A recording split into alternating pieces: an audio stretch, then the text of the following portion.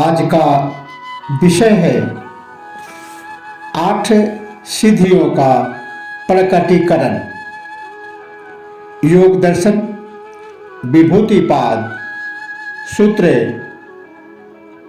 45 और 46। महर्षि पतंजलि कहते हैं, ततो अनिमादि प्रादुर्भावः काया संपत्ति धर्मा न विघातस्य। ततः अर्थात उस भूत यज्ञ से, पांच महाभूत पर संयम करने से अनिमादि प्रादुर्भावः, अनिमा आदि 8 सिद्धियों का प्रकट हो जाना, काया संपत्ति की प्राप्ति, तद्धर्मान अभिघातः, उन भूतों के धर्मों से बाधा न होना, ये तीनों होते हैं। ततो अनिमादि प्रादुर्भावः काया संपत्ति धर्मानभिघातश्च, अर्थात उस भूत जैसे अनिमादि 8 सिद्धियों का प्रकट हो जाना, काया संपत्ति की प्राप्ति और उन भूतों के धर्मों से बाधा न होना, ये तीनों महत्वपूर्ण काम होते हैं। उपयुक्त सूत्र के अनुसार जब आध्यात्मिक व्यक्ति अध्यात्म के क्षेत्र में, योग के क्षेत्र में इन समस्त भूतों पर, 5 महाभूतों पर विजय प्राप्त कर लेता है, उन 5 महाभूतों में संयम करके, तो इनका प्रभाव उसके ऊपर नहीं पड़ता। उसका शरीर, मन आदि उसके संपूर्ण प्रभावों से युक्त हो जाता है, जिससे उसे 8 प्रकार की सिद्धियां प्राप्त होती हैं, जिन्हें अष्ट सिद्धि कहते हैं। तथा इनके साथ ही उसे काया संपत्ति की भी प्राप्ति होती है, एवं इन भूतों के धर्मों से उसे बाधा उत्पन्न नहीं होती। ये 8 सिद्धियां हैं। अनिमा प्रथम सिद्धि है, अपने शरीर को अत्यंत सूक्ष्म बना लेना, सूक्ष्म से सूक्ष्मतर बना लेना, यह अनिमा सिद्धि है। लधिमा अपने शरीर को हल्का बना लेना, शरीर को हल्का से हल्का बना लेना, जिससे उसमें आकाश गमन की शक्ति आ जाती है।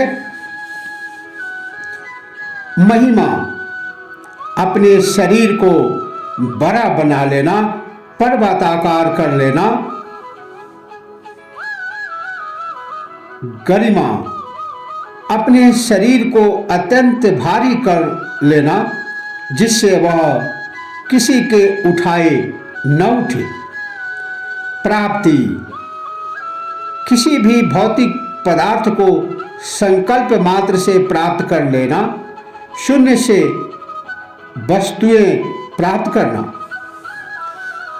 प्राकाम्य ये 6ठी सिद्धि है, संकल्प मात्र से अपनी इच्छाओं की पूर्ति हो जाना, भौतिक पदार्थों का अनायास ही प्राप्त हो जाना।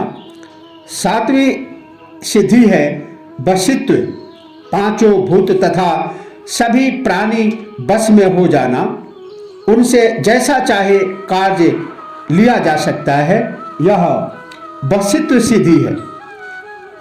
8वीं सिद्धि है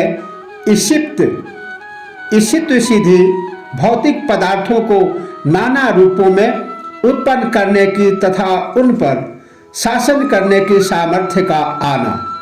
इन सिद्धियों के अलावा काया संपत्ति, अर्थात काया का अर्थ होता है शरीर, शारीरिक संपदाएं,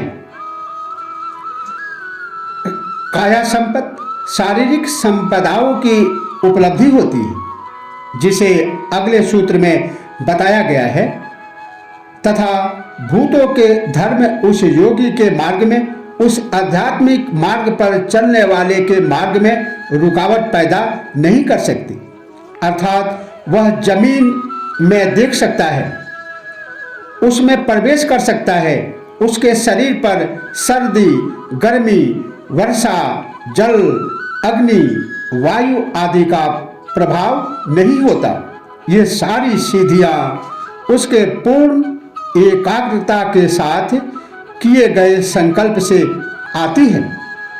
पांचों महाभूतों में धारणा, ध्यान, समाधि द्वारा आत्म संयम से आती है। मन एवं संकल्प शक्ति पर विज्ञान ने भी कई प्रयोग किए हैं, तथा जिन्हें सिद्धियां प्राप्त है वे भी ऐसे प्रदर्शन करते हैं, किंतु अध्यात्म में उनका प्रदर्शन एवं उपयोग वर्जित है। सृष्टि की रचना एवं उसकी कार्य प्रणाली में व्यवधान डालना उचित नहीं है, क्योंकि इसकी जो प्रतिक्रिया होती है उसका परिणाम योगी को भुगतना पड़ता है, क्योंकि योगी किसी भी प्रकार से उस सृष्टा का स्थान नहीं ले सकता।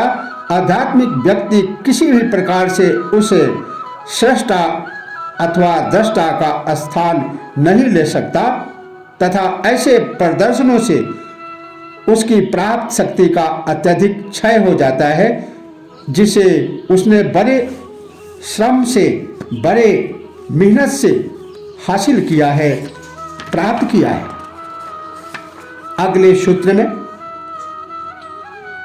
योग दर्शन विभूतिपाद पातंजल योग सूत्र 46 में महर्षि पतंजलि कहते हैं, रूप लावण्य बल वज्र संहन नत्वानि काया संपत। अर्थात रूप, लावण्य अर्थात सुंदरता, बल और वज्र के समान शरीर की रचना, ये शरीर की संपदाएं हैं।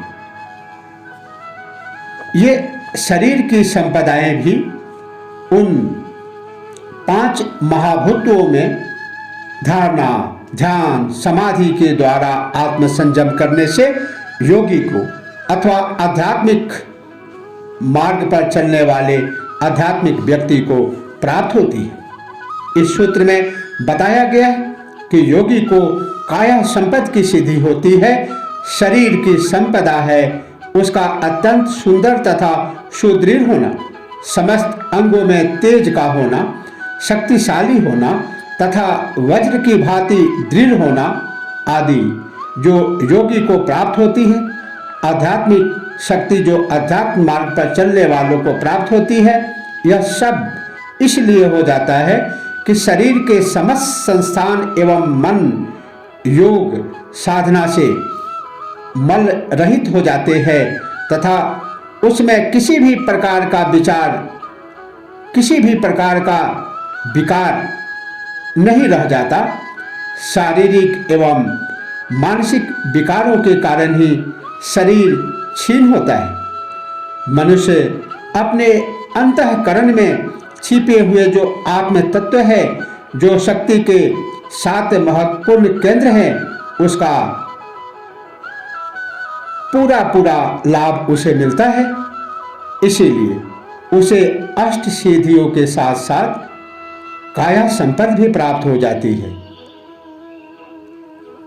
आज इतना ही, शेष अन्य सूत्रों में। तब तक के लिए ओम नमः शिवाय। जय श्री कृष्ण।